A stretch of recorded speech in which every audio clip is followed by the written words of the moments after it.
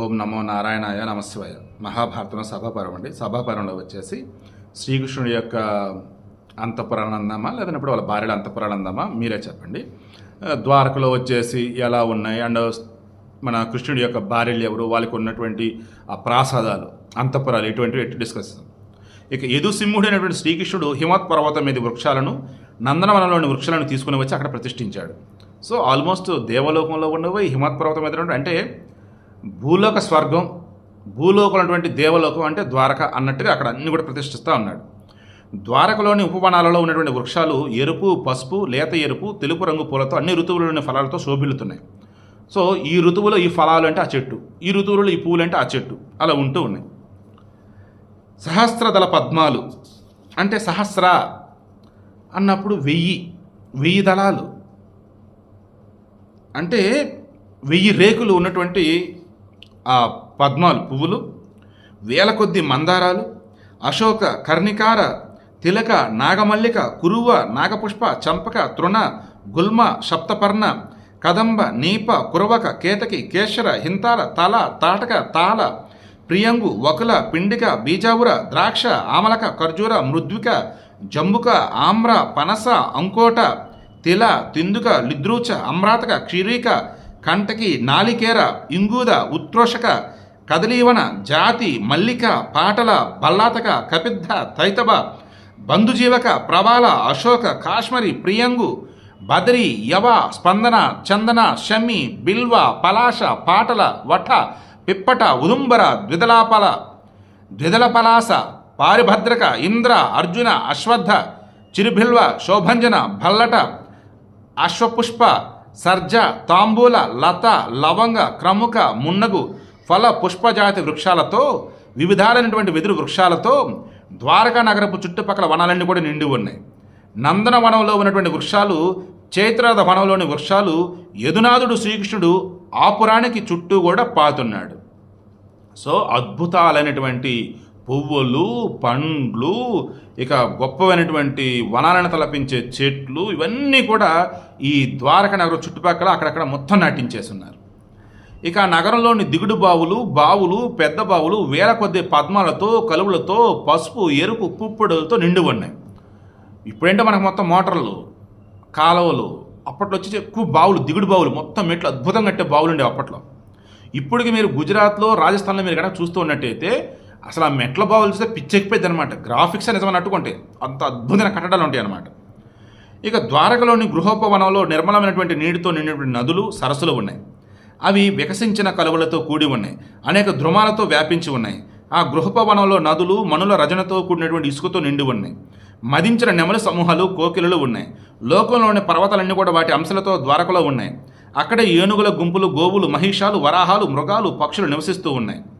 అంటే మరలా చెప్తాం కదా, అది ఒక అద్భుతమైనటువంటి ప్రదేశం అన్నట్టు అనుకోవచ్చండి ద్వారక అయితే. ఇక ఆ శ్రీకృష్ణుడిని భవనానికి చుట్టూ పర్వతం వంటి ప్రాకారాన్ని విశ్వకర్మ నిర్మించాడు. అది 100 హస్తాల ప్రమాణం గల ఎత్తు ఉంది. చంద్రునిలా తెల్లని కాంతులతో ఉంది. నగరానికి చుట్టూ వనాలు, ఉపవనాలు, మహాశైలాలు, సరిత్తులు, సరస్సుల యాత్ర ఏర్పాటు చేశాడు. ఆ విధంగా శిల్పి శ్రేష్ఠుడైనటువంటి విశ్వకర్మ నిర్మించినటువంటి ఆ నగరాన్ని ప్రవేశిస్తూనే గోవిందుడు చుట్టూ మరల చూశాడు. ఇంద్రుడు దేవతలతో పాటు అక్కడక్కడ ఆ నగరమంతా చూశాడు. మహా యశస్కులు, శ్రేష్ఠుడైనటువంటి బలరామకృష్ణులు, దేవేంద్రుడు ముగ్గురు ఆ నగరాన్ని చూశారు. అనంతరం శ్రీకృష్ణుడు గరుత్మంతుని శిరస్సుపై నిలిచి ఆనందంతో శత్రువుల వాళ్ళు జలద్రంపచేసే శంఖాన్ని పూరించాడు. ఆ శంఖాన్ని పాంచజన్యం అంటారండి. ఆ శంఖధ్వని చేత సముద్రం సంచలించింది, ఆకాశం ప్రతిధ్వనించింది. అందరూ ఆశ్చర్యపోయారు. పాంచజన్యం యొక్క ధ్వనిని విని, ఇదిగో చెప్పాను ఇదే, గరుడులను చూసి కుకురాంధకులు దుఃఖరహితులయ్యారు. ఎందుకంటే పాంచజన్యం నా మేలేడి. ఆ గరుత్మంతునిపై సూర్యుని వంటి తేజస్సుతో శంఖ చక్ర గదలను ధరించి నిలిచిన శ్రీకృష్ణుని చూసి ఆనందించారు. అనంతరం ఆ పురజనులందరూ కూడా తూర్య, భేరీ వాద్యాల మహాధ్వని వినపడింది. పురజనులంతా కూడా సింహనాదం చేశారు. అటు తర్వాత దాశార్హులు, కుంకురాంధకులంతా కూడా మధుసూదనును చూసి ఆనందించి అక్కడకు చేరారు.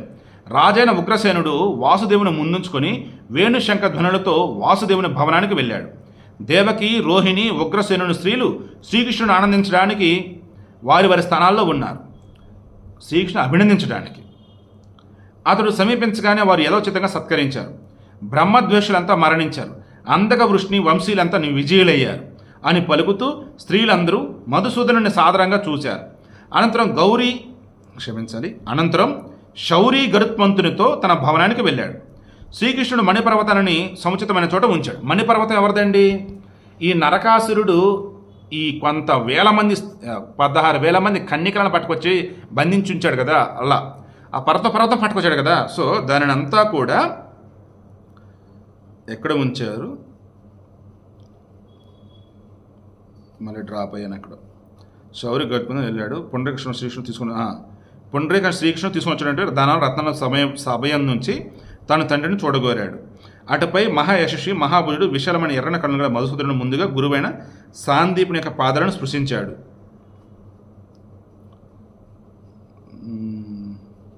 క్షమించాలి, ఆల్రెడీ రైట్. మణిపర్వతాన్ని సముచితమైన చోట ఉంచాడు. తర్వాత వచ్చేసి శ్రీకృష్ణుడు తీసుకుని వచ్చినటువంటి ధనాలను రత్నాలను సభయందు ఉంచి తన తండ్రిని చూడగోరాడు. ఆ తర్వాత మహాభుజుడు విశాలమైన ఎర్రని కన్నులు గల మధుసూదనుడు ముందుగా గురువైన సాందీపుని యొక్క పాదాలను సృష్టించాడు. సాందీపని ఆయన గురువు పేరు. ఇక అసురుడు నిండిన కన్నులతో ఆనందమగ్నమైనటువంటి మనసుతో ఉన్న తండ్రికి శ్రీకృష్ణుడు బలరామునితో పాటు నమస్కరించాడు. ఇక అందక ఉష్ణ వంశీలంతా బలరామకృష్ణులను కౌగిలించుకున్నారు. శ్రీకృష్ణుడు తాను తీసుకుని వచ్చిన రత్నరాశులను ధన సంచయాన్ని ఉష్ణ వంశీలందరికీ విభజించి తీసుకోండి అని అన్నాడు. సో తాను తెచ్చినంత కూడా వంశీలకు మొత్తం పనిచేశాడు. శ్రేష్ఠాన క్రమంలో సాత్వతులందరినీ కూడా పేరు పేరున పిలిచి యదునందనుడు శ్రీకృష్ణుడు ఆ ధన సంపదలను రత్నరాశులను విభజించి ఇచ్చాడు. దాశర్హుడు కూడా అలాగే ఇచ్చాడు. ఆ ద్వారకాపురి కేశవాది ముఖ్యులతో మహేంద్ర ప్రముఖులతో ఉష్ణ వంశీయ శ్రేష్ఠులతో సింహాలతో ఉన్నటువంటి పర్వత గుహవాలి శోభిల్లుతోంది. అటు పిమ్మట మహా యశస్వి దేవతల అధిపతి అయినటువంటి మహేంద్రుడు ఆసనాలపై కూర్చొని ఉన్నటువంటి కుకుర అందక ముఖ్యులను మహారాజును ఉగ్రసేనుని ఉద్దేశించి ఆనందంతో శుభవచనాలు ఇలా పలికాడు. ఇంద్రుడు ఏమంటాడంటే, మహాత్ముడైన శ్రీకృష్ణుడు మనుషులలో ఎందుకు పుట్టాడో, పుట్టి వాసుదేవుడేమి చేశాడో సంగ్రహంగా చెప్తాను అంటున్నాడు. మరలా మహాభారతంలో ఇదే అనమాట. కథలో కథ అని అందామా, వాళ్ళు చెప్పింది అందులోది అందామా. ఇలా ఇప్పుడు వచ్చేసి ఎక్కడ వైశంపాయనుడు జనమేజయునికి చెప్తున్నాడు. మరలా అక్కడి నుంచి ఇక్కడ వచ్చేసి ఎక్కడ వచ్చినాం, భీష్ముడు ధర్మరాజు చెప్తూ ఉన్నాడు. మరల అక్కడొచ్చేసి అలాగా ఇక్కడ వచ్చేసి ఇంద్రుడు మరల ఈ శ్రీకృష్ణుడికి సంబంధించి మరల అది చెప్తున్నాడు అనమాట. ఇలా మహాభారతంలో కంటిన్యూటీ ఏమాత్రం మిస్ అయినా ముందుది ఏంటో నాకు అర్థం కాదనమాట. అందుకే నేనేం చేశాను, ఈ గీతా ప్రెస్ వాళ్ళకి సంబంధించి తెలుగుది వ్యాస మహాభారతం తీసుకొని బుక్స్ మొత్తం తీసుకొని ఆర్డర్ వైజ్ చెప్తూ ఉన్నాను అనమాట. ఓకేనా, రేపు డిస్కస్ చేద్దాం.